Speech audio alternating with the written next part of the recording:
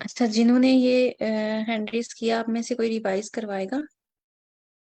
और दूसरी बात यह है कि अगर किसी की कोई क्यूरी है तो वो पूछ सकते हैं, फिर हम लोग आज ही क्लास स्टार्ट करते हैं। मेरी आवाज आ रही है?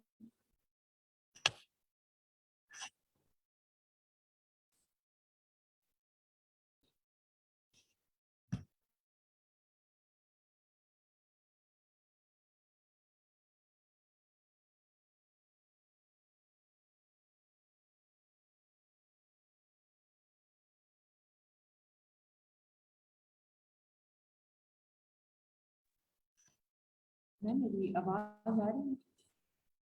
जी, अभी आपकी आवाज आ रही मैं रिवाइज करवाऊँ? है। जी जी, आप करवाइए रिवाइज। बेसिकली हमने डेटा स्ट्रक्चर और एल्गोरिथम का जस्ट इंट्रोडक्शन पढ़ा था थोड़ा सा कि डेटा स्ट्रक्चर बेसिकली है क्या। तो डेटा स्ट्रक्चर क्या है, इसमें हम बेसिकली ये एक वे है हमारे पास, एक प्रोसेस कह सकते हैं कि हम हमारे पास बहुत ज़्यादा क्वांटिटी में डेटा है, हमने उसे स्टोर स्क्रीन नहीं करना शो है हो रही, एफिशिएंटली। स्क्रीन शो नहीं हो रही है। अभी हम लोगों ने स्क्रीन शेयर की नहीं है। बेसिकली जो डेटा है वो हमारे पास बहुत ज़्यादा क्वांटिटी में हो तो हम उसको इस तरह से ऑर्गेनाइज करके अरेंज करें या इस तरह से स्टोर करें कि हमें जब भी ज़रूरत हो तो हम इजीली उसको अवेल कर सकें। तो बेसिकली ये होता है डेटा स्ट्रक्चर। फिर हमने डेटा स्ट्रक्चर की बेसिकली हमने फिर टाइप्स की एक तरह से, वो हमने देखी थी कि हमारे पास डेटा जो होता है वो एक होता है लीनियर डेटा स्ट्रक्चर और एक हाँ होता है हाँ, अब नॉन मुझे लीनियर डेटा बहुत स्ट्रक्चर। इंपॉर्टेंट क्लास हो रही है मेरी, मैं बाहर चली जाऊँ या तो। लीनियर डेटा स्ट्रक्चर्स में क्या होता है, बेसिकली हमारे पास जो डेटा होता है वो ऑर्डर्ड फॉर्म में होता है, और नॉन लीनियर डेटा स्ट्रक्चर में क्या होता है, हमारे पास जो भी डेटा होगा वो अनऑर्डर्ड फॉर्म में होगा। जैसे इस एग्जांपल में हमने कहा था ट्रीज होते हैं, जैसे कोई रैंडमली कहीं पे प्लेस किया हुआ है आपने, कोई डिफरेंट प्लेसेस पे आपने ट्रीज प्लेस किए हुए हैं, तो वो बेसिकली हमारे पास क्या है, अनऑर्डर्ड फॉर्म में होगा, तो वो नॉन लीनियर की एग्जांपल है। और जिसमें हमारे पास एक अरे होती है, एक सिंपल, उसने हमने क्या है एक सीक्वेंस वाइज एक अरेंज्ड मैनर में हमने अपना डेटा जो है वो स्टोर किया होता है, तो वो बेसिकली क्या है एग्जांपल है, वो लीनियर डेटा स्ट्रक्चर की एग्जांपल है। फिर हमने लीनियर स्ट्रक्चर की फिर फर्दर टाइप्स पढ़ी थी कि वो स्टैटिक और डायनामिक होती हैं। और जैसे स्टैटिक हमने पढ़ा कि वो अरे है, और हमने डायनामिक में स्टैक और क्यू और लिंक्ड लिस्ट, ये हमने उसकी टाइप्स देखी थी। फिर हमने फर्दर इनको मैम ने इनको एक्सप्लेन किया था कि अरेज क्या होती हैं। अरेज में बेसिकली क्या होता है, हमारे पास कंसेक्टिव डेटा जो होता है वो स्टोर्ड होता है, और इसमें मोस्टली अरेज में क्या होता है, बल्कि अरेज में होता ये है कि सेम टाइप ऑफ डेटा हम स्टोर करते हैं। लाइक इंटीजर्स हैं तो उनकी टाइप सब में इंटीजर्स ही होंगी, और आई थिंक जो मुझे अंडरस्टैंडिंग हुई थी वो ये है कि इंटीजर्स होंगे, और टपल्स हैं जैसे 10 तमाम टपल ही होंगी, और मे भी एक स्ट्रिंग हो सकती है, तो ये है एक सिंपल टाइप की अरे। तो अरे में क्या होगा, एक ही तरह का डेटा जो है वो स्टोर होगा। फिर हमने उसके एक अरे को हमने स्टडी किया था, तो उसमें हमने देखा था कि उसमें जो हमारे पास कोई भी न्यूमेरिकल वैल्यू दी हुई है तो बेसिकली हम उनको क्या कहते हैं, वो एलिमेंट्स हैं हमारे पास। फिर हमने उसका जो फर्स्ट हमारे पास दिया होता है उसको हम, फर्स्ट हमारे पास एलिमेंट या आइटम दिया होता है उसको हम लोअर बाउंड कहते हैं, जो हमारे पास लास्ट दिया होता है उसको हम अपर बाउंड कहते हैं। तो ये हमने स्टडी किया था। फिर हमने एक मैनर देखा था, लाइक एक हमने वो अपना हमारा सिंटेक्स देखा था, जिसमें क्या है कि हम अपना डेटा को किस तरह से, अरे को किस तरह से प्रिंट करवा सकते हैं, तो वो हमने देखा था। उसके बाद हमने एरे की लेंथ देखी थी, हमने उसका इंडेक्स अंडरस्टैंड किया था, जो कि हम बेसिक पाइथन में ऑलरेडी स्टडी कर चुके हैं। इसके अलावा फिर हमने स्टैक को स्टडी किया। स्टैक वो जिसमें से एक हमारे पास फाइल होती है किसी भी चीज़ की, वो अरेंज की हुई, जैसे फाइल ऑफ प्लेट्स हैं वो पड़ी हैं, उसमें से हमने अगर कोई प्लेट निकालनी है तो हम किस तरह से निकालेंगे, ये हमने मेथड्स जो हैं वो हमने स्टडी किए थे। जैसे हमने वो एक लिफो और एक फिफो स्टडी किया था, like last in first out, और फिफो में फर्स्ट इन फर्स्ट आउट। जैसे जो आपने सबसे पहले कोई बंदा कहीं भी कोई टोकन लेने गया है, तो लाइन में जो सबसे पहले होगा फर्स्ट इन और फर्स्ट आउट, वही सबसे पहले वो अपना टोकन लेके चला जाएगा, बाकी वो जो क्यू है वो चलती रहेगी। ये बेसिकली हम क्यू में स्टडी करते हैं फिफो, और जो स्टैक में होता है वो हम लिफो स्टडी करते हैं। इस तरह से हमने एक और टर्म पढ़ी थी पुश की, जो सिंपली हमने पाइथन में तो उसको हम अपेंड या ऐड का कहते होते हैं, तो यहाँ पे हम ऐड कोई भी आइटम ऐड कराने के लिए हम पुश जो है वो टर्मिनोलॉजी यूज करते हैं। और अगर कोई रिमूव करवाना हो तो ऑफकोर्स हम पॉप यूज करते हैं। और इसके अलावा हमने सिंगल लिंक लिस्ट पढ़ी थी और डबल लिंक लिस्ट का थोड़ा सा ब्रीफ सा इंट्रोडक्शन हमने दिया था कि जो सिंगल लिंक लिस्ट होती है इसमें क्या होता है, आपका डेटा जो मुझे उस वक्त समझ आया था वो यही था कि शायद हम एक ही हमारा लाइक एक हमारा स्टार्टिंग पॉइंट होता है और एक एंडिंग पॉइंट होता है, वहाँ पे हम नोड्स ऐड करते जाते हैं जो भी हमने डेटा ऐड करना हो।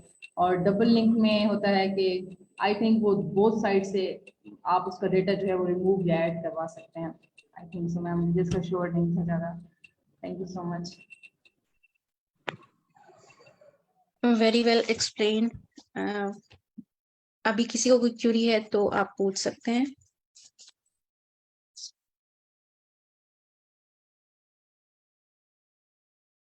किसी को कोई क्यूरी नहीं है? ठीक है, आप लोग मुझे ये बता दें कि किसी कोई हमारे साथ बहुत बिगनर तो नहीं है? मैम मेरा आज फर्स्ट क्लास है इस टाइम की, और जो दोपहर में होता है, सुबह जो मॉर्निंग में होती है वो मैंने सेकंड 2 डेज ली है। आज सेकंड डे था, और अभी का जो एल्गोरिदम का है ये जो अभी मेरी फर्स्ट क्लास है आज। जी फातिमा, आप भी अनम्यूट करके बता सकते हैं। मैडम मैं बिल्कुल बिगनर हूँ, पे स्टार्ट कर रहा हूँ। जस्ट पाइथन की क्लासेस हुई हैं अभी तो डे रेगुलर हो रही है 3 PM के सेशन में। और इस सेशन की मेरी बस कल भी ली थी फर्स्ट क्लास और आज सेकंड। मैं बिगनर हूँ अभी, बिल्कुल स्टार्ट से शुरू करें। ठीक है, ठीक है। और फातिमा आप बोल सकती हैं।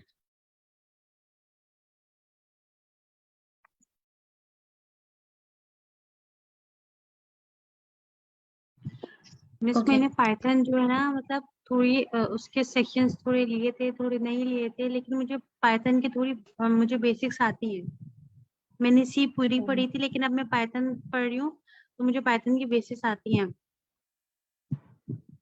Okay. So let's start today's session. Basically हम लोगों ने बट बिफोर दैट मॉडरेटर आप प्लीज मॉनिटर कीजिएगा, अगर कोई ज्वाइन करना चाह रहा है तो आप उसे एडमिट कर दें। There are 3 people waiting in the waiting room, तो आप जो है वो उनको अलाउ कर दें। ओके मैम जी, अस्सलाम वालेकुम। वालेकुम सलाम।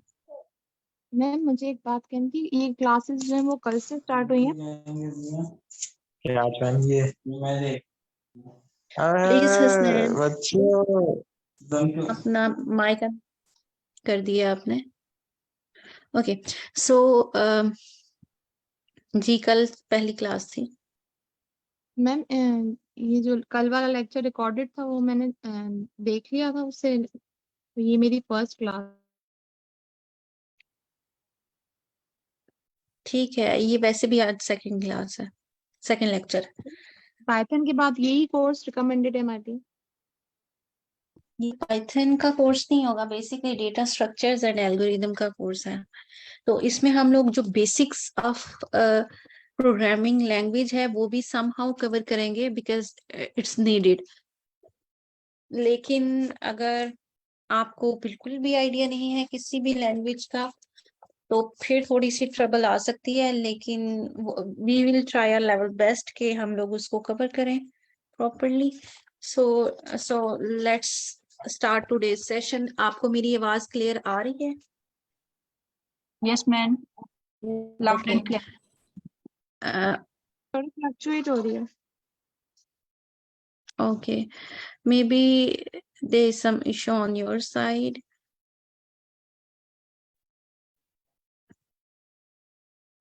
ओके, अभी आपको मेरी स्क्रीन नजर आ रही है?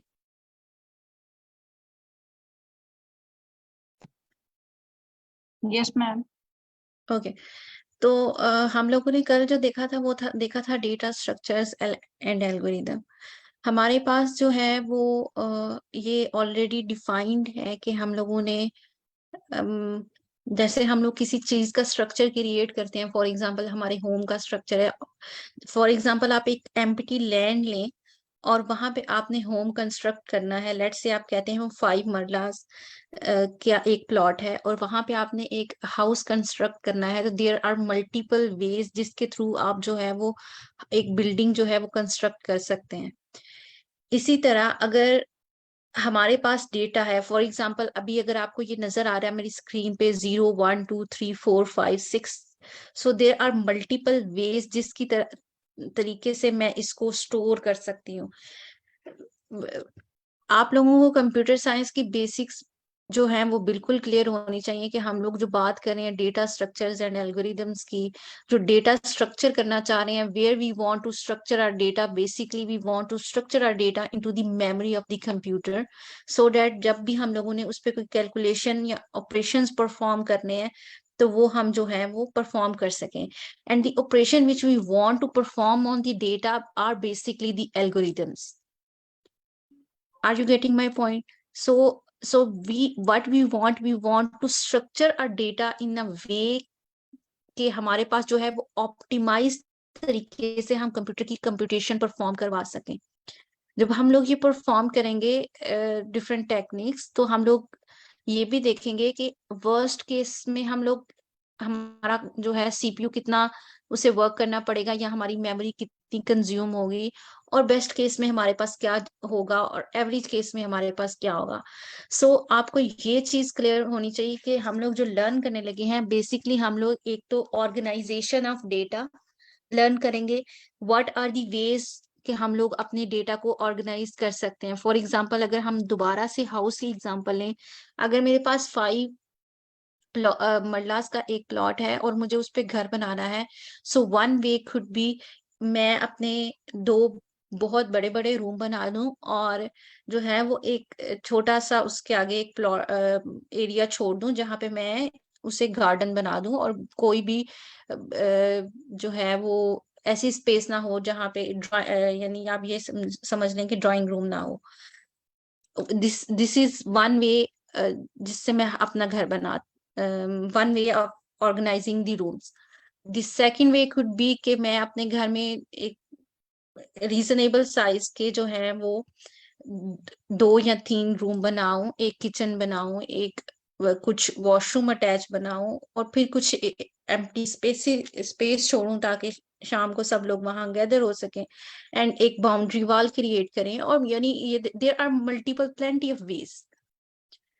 तो अब हम लोगों ने भी ये जो डेटा स्ट्रक्चर है हम ये भी देखेंगे कि देयर आर मल्टीपल वेज जिसके थ्रू हमने डेटा को स्ट्रक्चर करना है, and the algorithm which we will learn, जैसे कि फॉर एग्जांपल अगर आपकी नजरों से पहले कभी गुजरा हो, आपने सॉर्टिंग एल्गोरिदम शायद कोई देखा हो या शायद कोई सर्चिंग एल्गोरिदम देखा हो। और ये जो हम अरेज और लिंक लिस्ट और ये सारे क्यूज और स्टैक की बात कर रहे हैं, basically these are data structures. ये डेटा को स्ट्रक्चर करने की कुछ मेथड हैं, कुछ तरीके हैं, एंड एल्गोरिदम्स जो हैं वो हम लोग डिफरेंट तरह के देखेंगे। बेसिकली जो वे है स्टोर करने का, फॉर एग्जांपल जो आपको मेरी स्क्रीन पे ये बॉक्सेस नजर आ रहे हैं, this is the structure to store the data. और जो फिर हम उस पे कॉन्सेप्ट यूज कर रहे हैं, फॉर एग्जांपल हम कह रहे हैं कि ये अरे का कॉन्सेप्ट है, तो वो जो कॉन्सेप्ट है, या फिर ये कह लें कि हम इस पे सॉर्टिंग कैसे करेंगे, हम इसमें से डेटा को फेच करना होगा तो किस तरीके से करेंगे, बेसिकली वो एल्गोरिदम है। तो हम लोगों का अल्टीमेट टारगेट ये है, जो कि हम लोगों ने कल की क्लास से भी डिफाइन कर लिया है, कि हम लोगों ने इस क्लास में वो दोनों चीजें सीखनी है, डेटा को स्ट्रक्चर करने का मेथड भी सीखना है और डेटा को जो है वो मैनिपुलेट करने का या उस पे कैलकुलेशन परफॉर्म करने का मेथड भी सीखना है। और while doing this we will also see कि हमारे पास एक बुरी टेक्निक क्या होगी और एक एवरेज टेक्निक क्या होगी और हमारे पास एक गुड अप्रोच क्या होगी। ठीक है, only learning about good thing is not just enough, हम लोगों को उसके मल्टीपल वेज देखने चाहिए ताकि हम लोग प्रॉब्लम्स को उसकी रूट से जो है वो सॉल्व कर सकें। So let's jump into the most famous data structure जो हम लोग देखते हैं, जिसका नाम है array। अब हमारे पास जो arrays है ना, ये पाइथन में बिल्ट इन तो नहीं होती। हम लोग, आपको मेरी आवाज आ रही? Yes ma'am. ओके, तो अगर कहीं पे मेरी आवाज ब्रेक करे तो आप लोग मुझे बता सकते हैं मैसेज में या वैसे। ओके, तो हम लोग बात कर रहे थे अरेज की। तो अरेज मेरे पास बेसिकली जो है ना, ये पाइथन की सिर्फ स्पेसिफिकली बात करें तो इसमें बिल्ट इन नहीं होती, हम लोगों को इंपोर्ट करनी पड़ती है एक लाइब्रेरी, और उसके बाद हम लोग जो है वो करते हैं। ये प्रोग्रामिंग साइड की बात है। उससे पहले हम लोग जो है ना एक कॉन्सेप्ट इसका देखते हैं कि ये एक्चुअल वर्क कैसे करते हैं। अब जब मैं बात करने लगी हूँ, ये इरिस्पेक्टिव ऑफ पाइथन है, ये सिर्फ इसका कॉन्सेप्ट है। क्योंकि जैसे मैं इम्प्लीमेंट करूं तो मैं शायद इसको जावा में करूं या फिर शायद पाइथन में करूं, तो कॉन्सेप्ट सेम रहेगा, लैंग्वेज वेरी कर सकती है। हो सकता है कुछ लोग यही कॉन्सेप्ट C++ में करें। तो आप लोगों ने इस बात पे कंफ्यूज नहीं होना कि हाँ मुझे पाइथन नहीं आती लेकिन मुझे C++ आती है। तो ठीक है, आपको C++ आती है, आप सेम कॉन्सेप्ट C++ में इम्प्लीमेंट करें, ठीक है, नथिंग डिफिकल्ट एट ऑल। अब हम बात करते हैं अरेज की। तो अरेज में हमारे पास होता क्या है, जैसे आपको ये नजर आ रहा है ना, ये बिल्कुल कंटिग्यूअस मेमोरी होती है, मतलब एक दूसरे से जुड़ी होती है। जब मैंने कोई अरे डिक्लेयर की, मैंने उसका एक नाम रखा, तो फिर होगा क्या कि ये कंसेक्यूटिव मेमोरी जो है हमें असाइन कर दी जाएगी। ठीक है, कंसेक्यूटिव मेमोरी से मुराद ये है कि ओके, मुझे ना अब वो ओपन कर लेने दें। ओके, फर्ज करें कि मेरे पास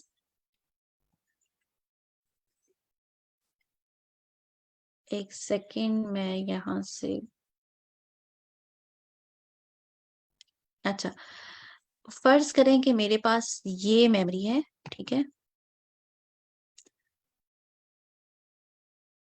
फर्ज करें ये मेरे पास मेमोरी है, कंप्यूटर की मेमोरी, ठीक है। मेमोरी आई होप सो कि आप लोगों ने देखी होगी, रैम, ठीक है, और आपको कंप्यूटर का बेसिक स्ट्रक्चर भी क्लियर है। I am not going into the detail of that. अगर आप में से किसी को उसमें कंफ्यूजन है तो आप मुझसे पूछ सकते हैं, लेकिन आई होप सो कि आप लोगों को क्लियर है। सो हमारे पास लेट से कि हम लोगों ने ये जब अरे डिक्लेयर की, तो फिर वो करेगा क्या, वो मुझे जहां भी मेमोरी देगा, जरूरी नहीं कि वो यहाँ ही दे, वो मुझे यहाँ भी मेमोरी दे सकता है, लेकिन जहां भी देगा वो सारी की सारी मेमोरी जो है वो एक दूसरे से लिंक होगी, बिल्कुल कंसेक्यूटिव होगी, फिर उसके हम पीसीस करेंगे। यानी अगर आप दोबारा से लैंड की एग्जांपल लें, तो अगर हमारे पास लेट से कि 1 एकड़ का प्लॉट है, और अगर हम लोगों ने उसे कहा है कि हमें अरे का प्लॉट दो, तो वो हमेशा हमें अरे का प्लॉट जो है वो एक इकट्ठी जगह से, अगर मैंने कहा है कि मुझे अरे का प्लॉट जो है वो 10 मरले का दो, तो वो मुझे 10 मरले इकट्ठे ही देगा, ठीक है। लेकिन अगर लेट से कोई और डाटा स्ट्रक्चर है XYZ, तो उसमें मैंने कहा जिसकी कंसेक्टिव मेमोरी नहीं है, जो कंटिग्यूअस मेमोरी पे बेस नहीं करता, और जब मैंने उसे कहा कि मुझे 10 मरले दो, तो वो जरूरी नहीं कि मुझे ये इकट्ठे 10 मरले दे। हो सकता है वो एक इस जगह पे दे दे मरला, एक इस जगह पे दे दे, और एक इस जगह पे दे दे, और इस तरह वो कहीं भी दे सकता है। तो अरे जो है हमारे पास, इसका बेसिक कॉन्सेप्ट ये है कि अरे में जब हम अरे डिक्लेयर करेंगे तो वो हमें हमेशा एक कंटिग्यूअस मेमोरी देगा, और जब जो उसकी लोकेशन भी होगी ना, वो भी बिल्कुल उससे नेक्स्ट होगी, मतलब लिंक होगी। फॉर एग्जाम्पल, अगर मेरे पास हमने इंट यानी इंटीजर यानी 1 2 स्टोर करने के लिए एक अरे डिक्लेयर की, तो वो क्या करेगा कि अगर उसका एड्रेस, लेट से कि मेरे पास ये जो एड्रेस है, ये वाला एड्रेस जो है वो स्टार्ट हो रहा है लेट से 10 से, तो मेरे पास ये वाला जो एड्रेस है ना, इंटीजर क्योंकि 4 बाइट्स मेमोरी में लेता है, तो ये वाला जो है ये होगा 14 से, ठीक है। मैम बात समझ में आ रही? 4 बाइट्स का क्या बताया वो क्लियर नहीं है। ओके, हमारे पास जो होता है ना, अम, हमारे पास जो कंप्यूटर है ना, इसको बेसिकली, ओके, मुझे लगता है कि आप लोगों का जो बेसिक कॉन्सेप्ट है ना कंप्यूटर का, वो मैं सिर्फ 2 4 मिनट्स में वो एक्सप्लेन कर देती हूँ। अगर किसी को वैसे तो आप सबको आता होगा आई होप सो, लेकिन फिर भी रिवाइज कर देती हूँ ताकि आपको क्लियर हो जाए।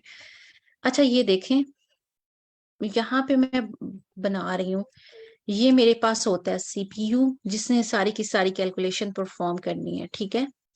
यहाँ पर अगर मैं लिख दूं माउस, और for example let's say okay, let's say कि मैं यहाँ पे लिख दूं कीबोर्ड और माउस, एनीथिंग, कीबोर्ड या फिर माउस या फिर मॉनिटर, ठीक है, और एनी डिवाइस, ओके। तो जब भी हम लोगों ने कंप्यूटर में इंटरेक्ट करना होता है तो हमारे पास होता क्या है कि जब कीबोर्ड से हम कमांड या कोई भी ऑपरेशन या कुछ भी कहते हैं सीपीयू को, तो हम कभी भी यहाँ से डायरेक्ट सीपीयू के साथ इंटरेक्ट नहीं करते, बल्कि हम लोग क्या करते हैं, सीपीयू के पास इतने ज्यादा काम होते हैं कि हम उससे डायरेक्ट इंटरेक्ट नहीं करना चाहते, हम उसका टाइम वेस्ट नहीं करना चाहते। हमारे पास कीबोर्ड, माउस, मॉनिटर बहुत स्लो डिवाइसेस हैं, हमारे पास सीपीयू टन्स ऑफ थिंग्स कर सकता है। तो हम लोग करते क्या है कि हमेशा अपनी इनपुट जो है वो किसी मेमोरी में स्टोर करवाते हैं, एंड देयर आर एल्गोरिदम्स जो इस जगह पे वर्क कर रहे होते हैं, हार्डवेयर डिवाइसेस भी काम कर रही होती हैं, सॉफ्टवेयर प्रोग्राम्स भी काम कर रहे होते हैं। तो हम हमेशा अपना डेटा यहाँ मेमोरी में डाल के फिर सीपीयू तक पहुंचाते हैं, ठीक है। सीपीयू की भी अपनी मेमोरी, वो इन डिटेल डेप्थ बहुत चीजें हैं, हम उसकी डिटेल में नहीं जाएंगे, लेकिन यहाँ पे हम स्पेस की बात कर रहे हैं, स्पेस मतलब मेमोरी की बात कर रहे हैं। अब हम जो अपना प्रोग्राम लिख रहे हैं ना, उस अल्टीमेट टारगेट ये है कि प्रोसेस किसने करना है, सीपीयू ने, ठीक है, और लेके किसने जाना है, जिस वो है मेमोरी, ठीक है। मेमोरी उसे प्रेजेंट करेगी कि हाँ ये मेरे पास इस ब्लॉक में ये चीज है, अब तुमने इस पे ये फलां कैलकुलेशन परफॉर्म करनी है और एट द एंड तुमने मुझे रिजल्ट देना है। तो जब हम लोग कभी कोड भी करेंगे तो हम देखेंगे स्पेस कम्प्लेक्सिटी और टाइम कम्प्लेक्सिटी। तो स्पेस कम्प्लेक्सिटी का मतलब है कि हमारे कितना एफिशिएंटली इसने ये स्पेस ली है, मेमोरी ली है, और कंप्यूटेशन। टाइम कम्प्लेक्सिटी का मतलब है सीपीयू कितनी दफा उस पर काम परफॉर्म करना पड़ा है, या उसने कितने नंबर ऑफ टाइम्स वो जो है वो अपना कैलकुलेशन की है। तो यही टाइम कम्प्लेक्सिटी और स्पेस कम्प्लेक्सिटी का आगे कॉन्सेप्ट हम लोग देखेंगे। अभी आप लोगों को जो कॉन्सेप्ट मैं बता रही थी वो आपको क्लियर हुआ है? Yes ma'am. मैम ये तो 10 के बाद 4 का डिफरेंस ये भी हो अच्छा, सकता है 10 ये के मैं बाद भी 12। एक्सप्लेन करना, अब मैं बताती हूँ। अब हमारे पास जो है ना, ये मेमोरी जो है ना, इसके एड्रेसेस होते हैं, ये ऐसे नहीं। अब जब जस्ट इमेजिन करें कि इसको आप इस मेमोरी को इमेजिन करें कि ये एक फुल साइज, जितना आपका रूम है उतनी बड़ी ये कबर्ड है, और इसके मल्टीपल रैक्स एंड ड्रॉर्स हैं, जिसके अंदर विद रिक्वायरमेंट हम जितना ड्रॉ या जितने साइज का हमें वो बॉक्स चाहिए होता है, हम उसमें वो अपनी इंफॉर्मेशन फीड करते हैं, और फिर वो ड्रॉ जो है वो जाता है अब सीपीयू के पास, और सीपीयू कैलकुलेशन परफॉर्म करता है। अब ये जो है, ये जो हम लोग उस कबर्ड का जो एक ड्रॉर ले रहे हैं, उसका साइज कितना होगा, वो बेसिकली हमारे पास ये जो मैंने 10, 14 और 18 लिखा है। फॉर एग्जाम्पल, अब जब इंटीजर है ना तो वो 4 बाइट्स लेता है, ठीक है। 4 बाइट्स मीन्स अच्छा, वो इन डेप्थ वो डिटेल है, लेकिन मैं आपको सिर्फ इतना बता रही हूँ कि वो 4 बाइट्स लेता है। यानी आप यूं समझे कि अगर आपके पास एक बॉक्स है तो एक बड़ा बॉक्स, 4 बॉक्सेस जितना एक बॉक्स, ठीक है, 4 बाइट्स लेता है।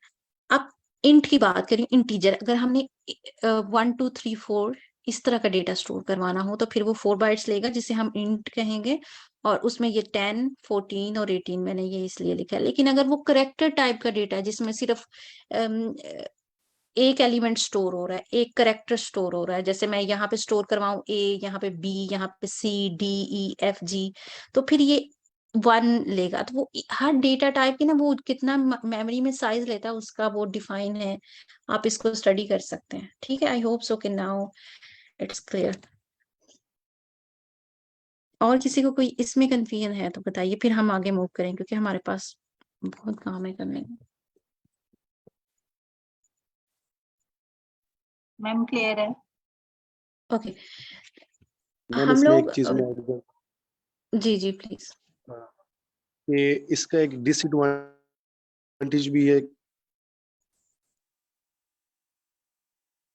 कि ये एक फिक्स साइज है, ये ऐसा है कि एडवांटेज एग्जैक्टली आप बिल्कुल ठीक कह रहे हैं। अभी हम देखेंगे। है कि ये एक फिक्स साइज मैम आवाज है ब्रेक और दूसरा ये कि इसमें होमोजेनियस है। आपकी आवाज ब्रेक हो रही है, मुझे लग रहा था शायद मेरे एंड पे हो रही है। तो आपकी आवाज काफी ब्रेक हो रही है। आप अच्छा, इंटरनेट इसके लिए कनेक्शन नहीं पे। हम ना सिर्फ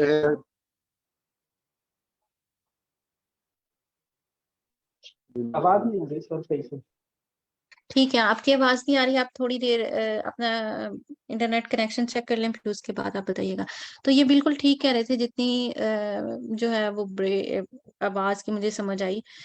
अब हमारे पास जो है ना, ये आल्दो ये इट लुक्स वेरी गुड कि ठीक है जी, हमें मेमोरी में इतनी स्पेस मिल गई है और हम काम कर रहे हैं। आप जस्ट इमेजिन करें कि जितने ये मैंने अरे बनाई है 100 की, ये सेम अरे कंसीडर करें जो हमें स्क्रीन पे नजर आ रही है।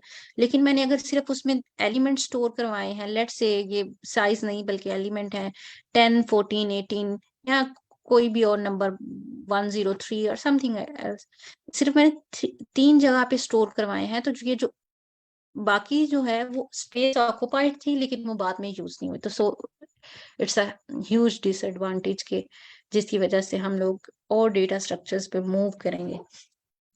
अच्छा, मीनवाइल हम इट्स नॉट लाइक दैट कि ये यूजफुल नहीं है, ये बहुत यूजफुल है, बहुत सारी चीजों पे काम आती है। तो हम लोग इसको स्टडी करेंगे, लेकिन लेटर हम देखेंगे कि किस वजह से हम किसी और डेटा स्ट्रक्चर पे मूव करेंगे। हमारे पास ये जो एरे होती है, इसमें इसके जो है ना, इसे जीरो इंडेक्सिंग एरे भी बोलते हैं। जीरो इंडेक्सिंग एरे का मतलब है, जो पाइथन सपोर्ट करता है वो ये है कि इसका जो पहला इंडेक्स होगा वो 0 होगा, नेक्स्ट इंडेक्स 1 होगा, उसके नेक्स्ट 2 एंड सो ऑन। कुछ ऐसे ही लैंग्वेजेस हैं जो पहला इंडेक्स 0 नहीं देती बल्कि वो 1 इंडेक्स देती हैं, लेकिन जो पाइथन सपोर्ट करी है वो हमारे पास जीरो इंडेक्सिंग सपोर्ट करी है। अच्छा, ये बात आपको क्लियर है, ताकि हम मैम आगे मूव कर सकें।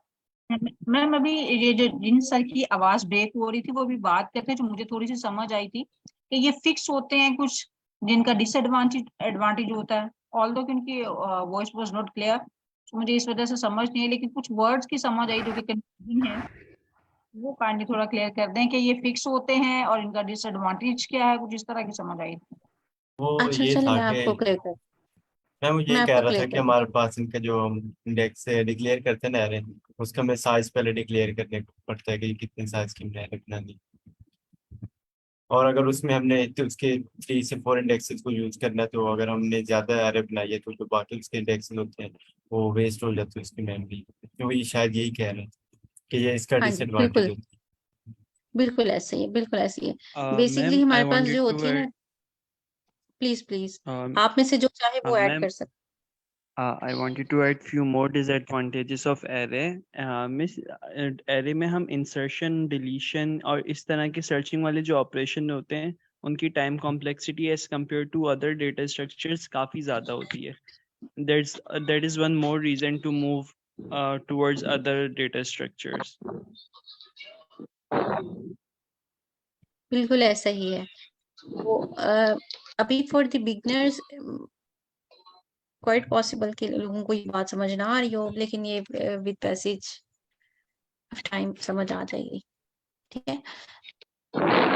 अभी मैम अभी ये ma'am ji please. Ma'am array का इंडेक्स 0 से क्यों स्टार्ट होता है? 0 से क्यों स्टार्ट होता है? 1 से क्यों नहीं स्टार्ट होता? मैंने अभी आपको बताया कि कुछ लैंग्वेजेस हैं जो 1 से स्टार्ट करती हैं, लेकिन जो पाइथन है वो 0 से C++ और जावा भी, ये जीरो इंडेक्सिंग एरे की होती है। अच्छा, ये सिर्फ कन्वेंशन यूज की जाती है कि बस एक कम्युनिटी के अंदर आप 0 से स्टार्ट करते हैं प्रोग्रामिंग में? नहीं, ऐसे तो नहीं होता। कोई इसमें किसी किस्म की साइंस नहीं है?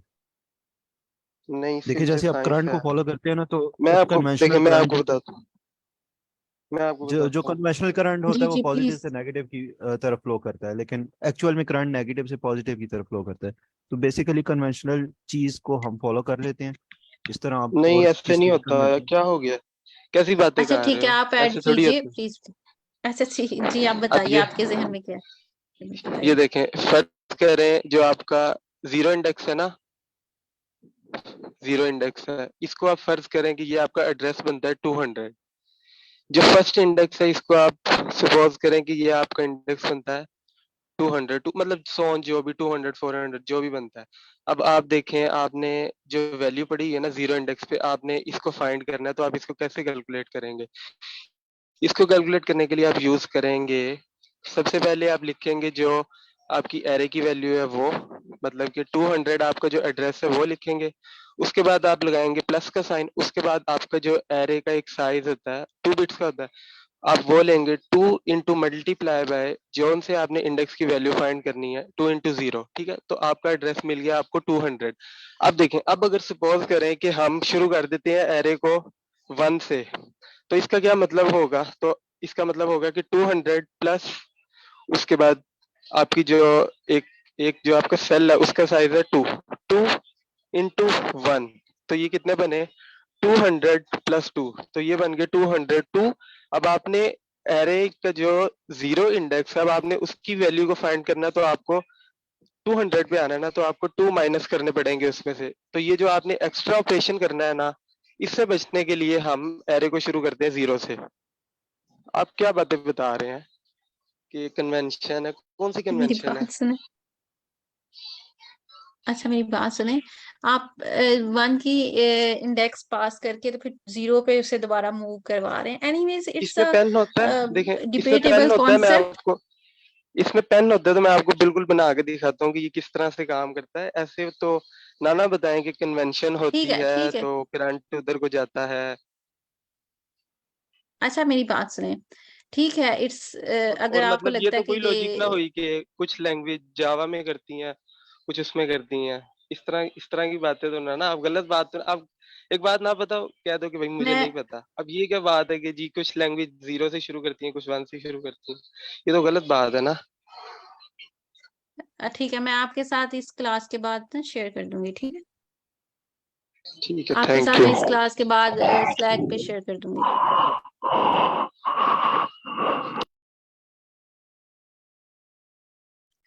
तो हम लोग बात कर रहे थे अरे की। अब अरे में हम लोग इंडेक्सेस, आई होप सो कि आप लोगों को क्लियर हो गए होंगे। और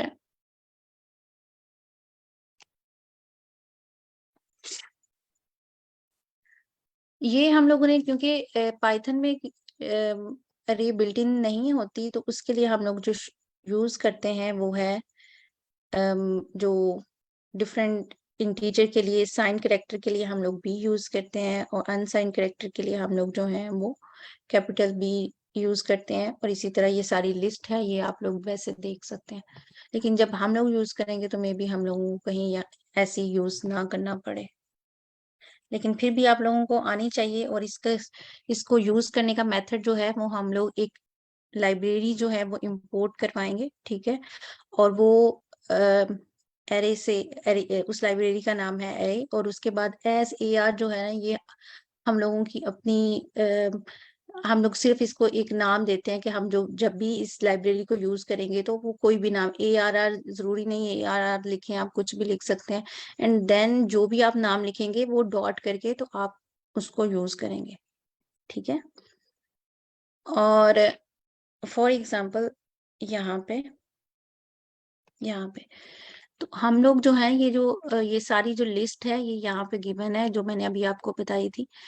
तो ये फ्लोटिंग पॉइंट नंबर्स के लिए, डबल नंबर्स के लिए हम लोगों ने ये डी लिखा, और उसके बाद जो है हम लोगों ने अपनी अरे बता दी, और ये जो है वो अरे क्रिएट हो जाएगी, ठीक है? और अगर हम लोगों को इसमें से फॉर एग्जांपल इसको प्रिंट भी करवाना है तो हम लोगों को क्या करना पड़ेगा, लूप लगाना पड़ेगा, और फिर उसके बाद जो है हम लोग इसको एक्सेस कर सकते हैं, ठीक है? ओके, अभी हम लोग क्योंकि हम लोगों ने एक प्रॉब्लम भी सॉल्व करनी है, तो उसके लिए जरूरी है कि हम लोग जो है वो सेट्स भी देख लें। आप लोगों ने मैट्रिक में, अगर किसी ने उसके बाद मैथ्स नहीं पढ़ा तो फिर भी आप लोगों को पता होगा कि हमारे पास जो है वो सेट जो है वो अनऑर्डर्ड, ओके अनऑर्डर्ड भी छोड़ दें। आप लोगों ने सेट्स जब पढ़े थे तो उसका कोई एक करेक्टरिस्टिक बता सकते हैं जो बहुत फेमस करेक्टरिस्टिक थी जिसको हम इंश्योर करते थे? मैम उसके अंदर रिपीट्स नहीं होते सेट्स में, यस, यूनिक सेट में जो है ना वो ऐसा ही है। सेट जो होता है ना उसमें यूनिक एलिमेंट्स होते हैं आपके। जब जब हम लोगों ने मुझे याद है अच्छे से, जो मैट्रिक ये 9th क्लास में सेट्स होते थे और उसमें शुरू में ही यानी बिल्कुल स्टार्ट में ही वो एक्सरसाइज के वो दिया होता था कि आपने बताना है कि कौन कौन सा सेट है और कौन सा सेट नहीं है, और जिसमें रेपिटेशन आती थी हम लोग कहते थे ये सेट नहीं है। तो बिल्कुल वो सेट हमें अभी बहुत हेल्प करने वाले हैं, वो वाला कॉन्सेप्ट। तो हम लोगों ने क्या करना है, जो एक तो ये बात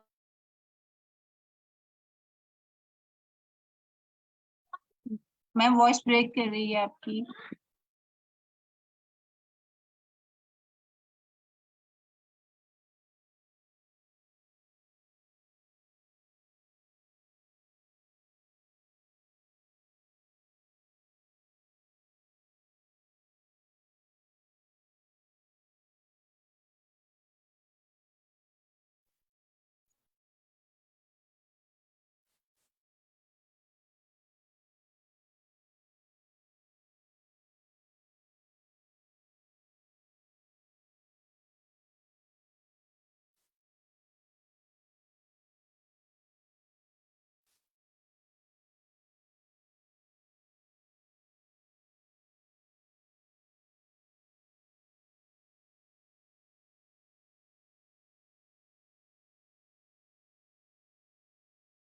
आप लोगों को मेरी आवाज आ रही है?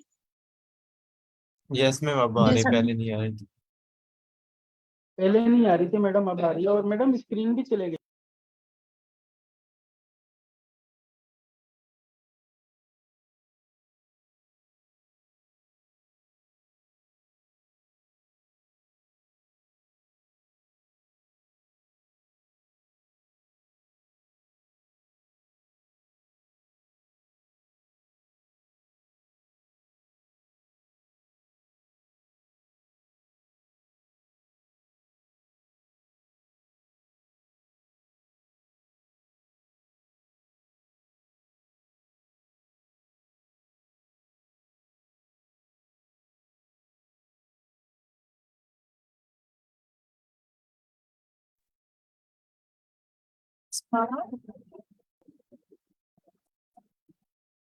जी मैं स्क्रीन शेयर कर रही हूँ, बस एक मिनट।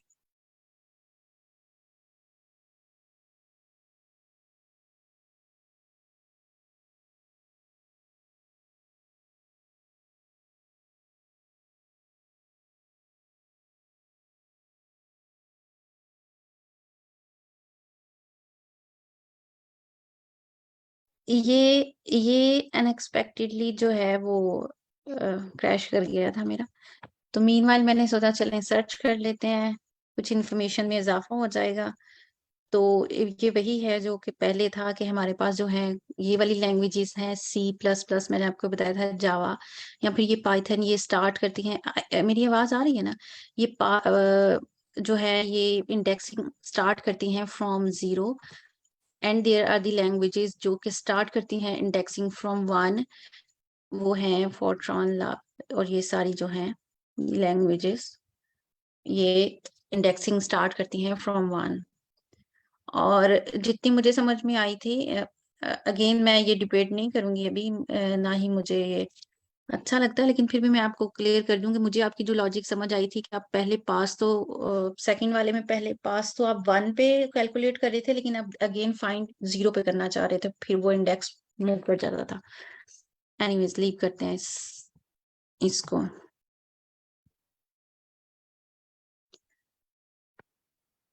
ठीक है, तो हम लोग बात कर रहे थे सेट्स की। तो सेट में हमारे पास होता ये है कि हमारे पास एक तो ये यूनिक आइटम्स होंगे, एक अनऑर्डर्ड होंगे, ठीक है। और फिर हम लोगों ने सेट को डिक्लेयर कैसे करना है, वही कर्ली ब्रेसेस जो हम लोग पहले यूज किया करते थे, और फिर उसके बाद हम लोग देंगे। एक चीज यहाँ पे जो मैं आप लोगों को बताना चाहती हूँ वो ये है, ये कंस्ट्रक्टर सेट का। जब हम लोग ये आप लोगों को कंस्ट्रक्टर का आइडिया है ना, आप लोगों ने ऑब्जेक्ट ओरिएंटेड प्रोग्रामिंग पढ़ी होगी, I hope so. No ma'am. अच्छा, जिन्होंने नहीं पढ़ी फिर भी मैं आपको Yes, बता दूं कि मैं जब हम लोग ये जो सेट और ये जो ब्रैकेट डाल रहे हैं और इसके अंदर हम लोग फॉर एग्जांपल कोई एक एरे पास कर रहे हैं, तो वो हमें एरे जो है वो कन्वर्ट हो गए। लेट्स से कि मैं यहाँ पे लिख लेती हूँ कि मेरे पास एरे, लेट्स से कि मेरे पास एक एरे है, ये इधर ही हम बना लेते हैं, ठीक है। ओके, लेट्स से कि मेरे पास अरे है जिसमें पड़ा हुआ है 3, 4,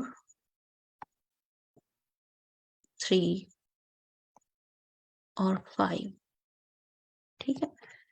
तो हम लोगों ने अगर इसको, ये वाली मेरे पास एक अरे है, अब हमने ये अरे पास की एक सेट के फंक्शन को, यानी, और अगर मैं इसका अरे का नाम लिख लेती हूँ ए, लेट्स से कि मैं ए लिखती हूँ क्योंकि मुझे माउस यूज नहीं करना आता ऐसे, तो ए लिख लेते हैं। और मैंने अगर ये पास किया है सेट के फंक्शन को, सेट, मैं ना इसे लिखती हूँ इससे, अगर मैंने पास किया है सेट को और मैम सेट में मैंने लिखा है, तो जो मेरे पास आएगा अभी रिजल्ट आएगा वो हमें क्या होगा, 3, 3,4,5, ठीक है। तो एक तो ये रिपीट नहीं और ये जो 3 रिपीट हो रहा था ये रिपीट नहीं होगा, ठीक है। तो ये बस सिंपल, अब हमें इसे किसी भी में भी स्टोर करवा सकते हैं। तो हम लोग एक्चुअली पास से करेंगे, जो बस सेट आपको फंक्शन बताना चाह रही थी, बेसिकली ये सेट का कंस्ट्रक्टर है, सेट क्लास का कंस्ट्रक्टर है जिसको हम अरे पास करते हैं, तो वो इन रिटर्न हम लोगों को एक सेट जो है वो दे देता है। अब ये जो 3, 4, 5 है ये एक्चुअली एक सेट बन गया हुआ है, ठीक है। तो आज क्योंकि हम लोगों को इसकी जरूरत बननी थी तो मैंने सोचा मैं आप लोगों को बता दूं। एक और चीज मैं आप लोगों को इस क्लास के पॉइंट ऑफ व्यू से क्लियर कर दूं कि हम लोग वही चीजें साथ साथ सीखेंगे जिसकी हमें जरूरत होगी। फॉर एग्जांपल जैसे आज की लीड कोड प्रॉब्लम सॉल्व करते हुए हम लोगों को एरे की और सेट की जरूरत थी, तो हम लोगों ने वो दोनों चीजें देख ली कि वो चीजें कैसे वर्क करती हैं। क्योंकि मैंने जितना एक्सपीरियंस किया हुआ है, जब हम लोग बहुत सारे कॉन्सेप्ट पहले पढ़ते हैं और फिर हमें ये समझ नहीं आता कि इसको इम्प्लीमेंट कहाँ पे करना है और कैसे करना है, तो वो हमें आफ्टर फ्यू आवर्स और डेज वो हम लोगों को भूल जाता है। तो वी विल ट्राई कि हम जरूरत बनने पे चीज सीखें ताकि वो लॉन्ग टर्म चलती रहे। ये मेरी एक स्ट्रेटेजी है, आप लोग इत्तेफाक कर भी सकते हैं, नहीं भी कर सकते। ओके, तो हम लोग चलते हैं लीड कोड पे।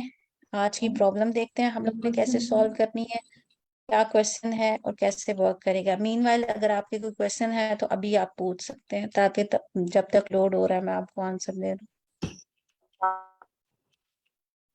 मैम मेरा एक क्वेश्चन था। जी जी मैम ये अभी हमने अरे को बेसिकली एक सेट में कन्वर्ट किया है। जी ऐसा ही है।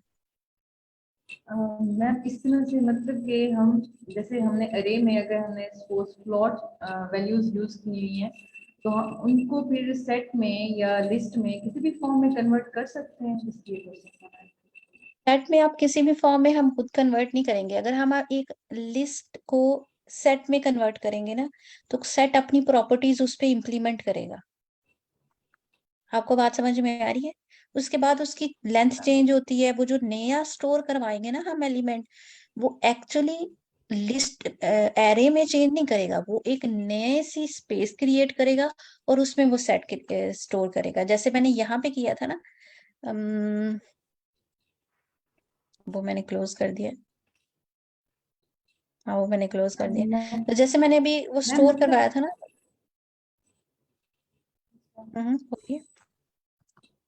मैम मेरा क्वेश्चन था कि हम मतलब डिफरेंट एरेज हम कहीं से लेंगे और फिर हम उनको अपनी मर्जी से सेट में या किसी भी चीज में कन्वर्ट करेंगे। मतलब हमारा अभी टास्क ये है, कन्वर्जन एक तरह की है।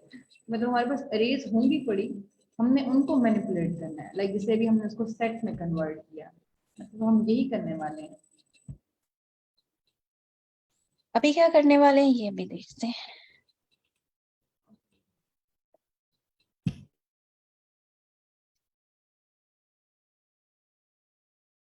अभी अभी हम लोग क्या करने वाले हैं वो हम लोग देख लेते हैं।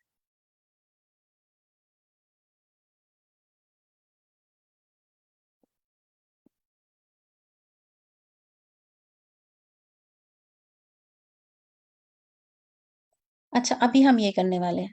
हमारे पास एक प्रॉब्लम है जो कि हमें अनसॉर्टेड अरे ऑफ इंटीजर दिया हुआ है। जो हमारे पास क्या है, 100, फॉर एग्जांपल 104, 201, 3 एंड 2। रिटर्न करनी है length of the longest consecutive element sequence. अच्छा, ये नहीं मैं चाहती, आप देखिए अभी यहाँ आ जाइए। हम लोगों के पास, हमारे पास कोई भी एक जो है वो एरे गिवन होगी और हम लोगों ने अल्टीमेटली उसे कन्वर्ट करना होगा। कन्वर्ट भी नहीं करना, बल्कि हमने सिर्फ उसको बताना है कि हमारे पास जो है वो लॉन्गेस्ट जो सीक्वेंस आएगा, ठीक है, कंसेक्यूटिव एलिमेंट का जो सीक्वेंस आएगा वो हमने बताना है कि उसकी लेंथ क्या होगी। अच्छा, अब आपको सीक्वेंस, आपने डिफरेंट तरह के सीक्वेंसेस देखे होंगे। जैसे अक्सर लोग जो है वो कौन से गेम्स हुआ करती थी जब मैं यूनिवर्सिटी में थी, तो मैं हम लोग अक्सर एक दूसरे को वो पजल्स और सीक्वेंस भेजते होते थे, जिसमें कभी वो 3 का जंप होता था। अक्सर भी वो इमेजेस में मैंने देखी है, जिसमें जैसे 2 का जंप के बाद एक होता है, जैसे फॉर एग्जांपल ऑड नंबर का सीक्वेंस है तो उसमें 1 के जंप के बाद होगा, इवन नंबर का सीक्वेंस है तो उसमें भी 1 का जंप है लेकिन डिवाइडेड बाय 2 है।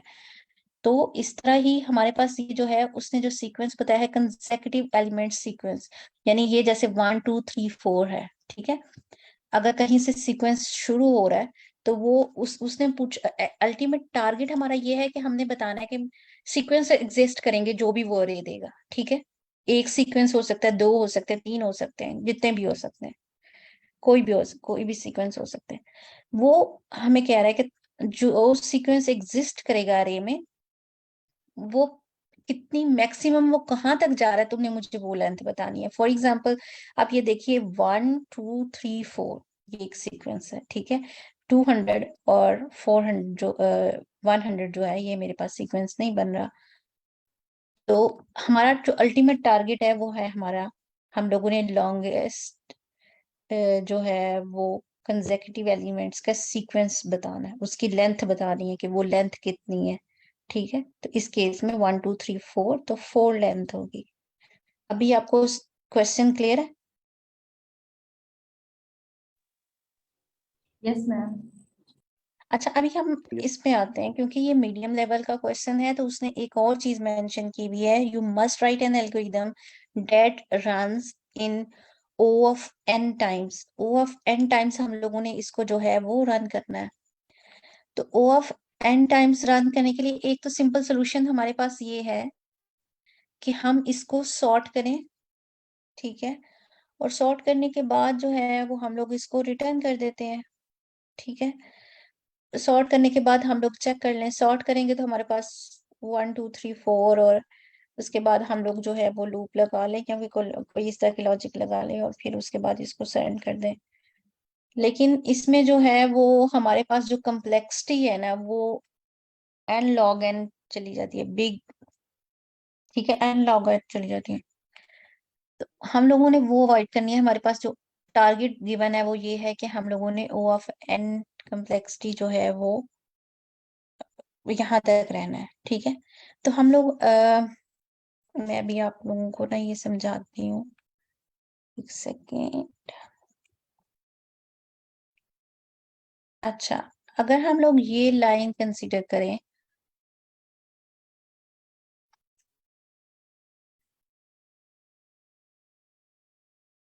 लेट से हम लोग ये लाइन कंसीडर करें और हमारे पास जो है वो एलिमेंट जो बन रहे हैं, वो पहला बन रहा है, एक सीक्वेंस जो बन रहा है वो ये है 1, 2, 3, 4। और इसके अलावा एक और सीक्वेंस जो हमारे पास बन रहा है वो है 100, और एक और सीक्वेंस जो बन रहा है वो है हमारे पास 200। ये सिर्फ हम लोगों ने उसकी एक एग्जांपल ली है, ठीक है। अब ये सीक्वेंस तो मैंने वैसे ड्रॉ किया ना, हम इसे कोडिंग में कैसे कैलकुलेट करेंगे या कैसे पता चलेगा, कैसे हम आइडेंटिफाई इससे कैसे करेंगे कि ये एक सीक्वेंस है, ठीक है। कैसे आइडेंटिफाई करेंगे कि 100 एक अलग सीक्वेंस है और 200 एक अलग सीक्वेंस है। एक्सक्यूज मी मैम, जी मैम ये भी तो सीक्वेंस हो सकता है ना, 100 200 300 इस तरह से अगर हो तो ये तो फिर 100 200 100 100 के गैप से अगर लिया जाए तो ये सीक्वेंस नहीं बन सकता। देखें, उन्होंने जो रिक्वायरमेंट दी है ना, जो क्वेश्चन दिया ना, उसमें उन्होंने बताया है कि जो सीक्वेंस है वो किस तरह का सीक्वेंस है, consecutive element sequence. Consecutive element sequence कब होता है, यानी 1 का स्टेप, जैसे 1 2 होती है ना, वैसे ओह जो सॉरी मैम, चेंज वो आएगा, ओके। ठीक है। तो अब हम लोगों को पता कैसे चलेगा कि कोई सीक्वेंस स्टार्ट हो रहा है, ठीक है। जरूरी तो नहीं है ना, ये तो हम लोगों ने सिर्फ विजुअल देख के मैंने लिखा है। अरे जो क्वेश्चन है वो कोई भी इनपुट अरे हो सकती है, तो हम आइडेंटिफाई कैसे करेंगे कि हमारे पास जो है वो सीक्वेंस स्टार्ट हो रहा है। अब हम इस तरह स्टार्ट करेंगे, चेक करेंगे कि अगर मेरे पास लेट से ये 100 है और हम देखते हैं कि मेरे पास अगर 100 - 1 एग्जिस्ट नहीं करता, तो इसका मतलब है 100 से सीक्वेंस स्टार्ट हो रहा है। ये बात आपको समझ में आई? अगर मेरे पास 1 - 1 एग्जिस्ट नहीं करता तो फिर सीक्वेंस स्टार्ट हो रहा है। फॉर एग्जाम्पल, अगर यहाँ पे चेक करें तो 2 - 1 सीक्वेंस स्टार्ट नहीं हो रहा, क्योंकि 2 - 1 1 होगा और 1 ऑलरेडी एग्जिस्ट करता है एरे में। आपको बात समझ में आ रही है? तो फिर ये सीक्वेंस 2 से सीक्वेंस स्टार्ट नहीं हो रहा। 3 - 1 is equal to 2 and 2 already exist करता है, तो 2 से सीक्वेंस स्टार्ट नहीं होगा। अभी हम क्या देख रहे हैं, पहले सबसे पहला जो हम इस प्रॉब्लम को ब्रेक डाउन कर रहे हैं, उसमें हम लोग क्या देख रहे हैं कि हम लोग जो हैं वो सिर्फ ये चेक करेंगे कि सीक्वेंस स्टार्ट हो रहा है या सीक्वेंस स्टार्ट नहीं हो रहा। और कैसे पता चलेगा सीक्वेंस स्टार्ट हो रहा है या नहीं हो रहा, उसके लिए हम लोग क्या करेंगे, जो अपना एग्जिस्टिंग एलिमेंट होगा -1 करेंगे, और अगर वो अरे में एग्जिस्ट करता हुआ तो हम कहेंगे कि अरे ये सीक्वेंस यहाँ से स्टार्ट नहीं हो रहा, और अगर अरे में एग्जिस्ट नहीं करता हुआ तो हम कहेंगे कि ये हमारा स्टार्टिंग पॉइंट है। बात समझ में आ रही? आपको ये बात समझ में आ रही? Yes yes. सेकेंड थिंग हम जब देखेंगे वो ये है कि जब सीक्वेंस स्टार्ट हो गया, यानी जब हमारे पास 1 या 100 या 200 आइडेंटिफाई हो गया, तो फिर हम लोगों ने ये चेक करना है कि इससे 1 का आगे जंप एग्जिस्ट करता है या नहीं। 1 का जंप कैसे हम चेक करेंगे, जो भी हमारे पास नंबर होगा +1 करेंगे तो क्या ये एग्जिस्ट करता है, फिर इस तरह हम करके ये चेक करते जाएंगे। या फिर हम लोग जो है इस तरह भी कर सकते हैं कि हम लोग जो है कोई एक वेरिएबल डिक्लेयर, लेट से कोई एक वेरिएबल ले लेते हैं, बल्कि नहीं, कोडिंग पार्ट रहने दें। मैम हम इस तरह से कर सकते हैं कि हम लूप लगा के, ये जो हम सेकंड 2 लूप लगा लें, एक आउटर और एक इनर। उसमें हम ये जिस तरह आप मैम पहले बता रहे थे, अगर 2 का जो पीछे वाला इंडेक्स है, जिस तरह ये 0 इंडेक्स पे, ये 1 पे है, तो हम उस ये चेक करें कि 2 में से अगर एक माइनस करें तो पीछे जो 1 इंडेक्स पे क्या वो है, तो ठीक है वो उसका कंसेक्यूटिव है। 3 या 3 में से एक 1 करें तो उसका देखें 2 है, तो ठीक है ये भी है। 4 में से अगर -1 करें तो उससे पहले 3 आ रहा है। इस तरह अगर लेट सपोज आप पे 100 है, 100 में से 1 करें तो 99, यानी इससे पीछे वाले इंडेक्स पे 99 नहीं है तो वो कंसेक्यूटिव नहीं होगा, वो यहाँ तक सिर्फ काउंट करेगा, बाकी छोड़ देगा। ठीक है, यहाँ तक तो यही मैं अभी तक डिफाइन करी थी। ये चेक करना, सीक्वेंस स्टार्ट हो रहा है ये चेक करना तो जरूरी है, लेकिन अल्टीमेट हमने जो रिटर्न करना है ना, वो लेंथ करनी है लॉन्गेस्ट सीक्वेंस की।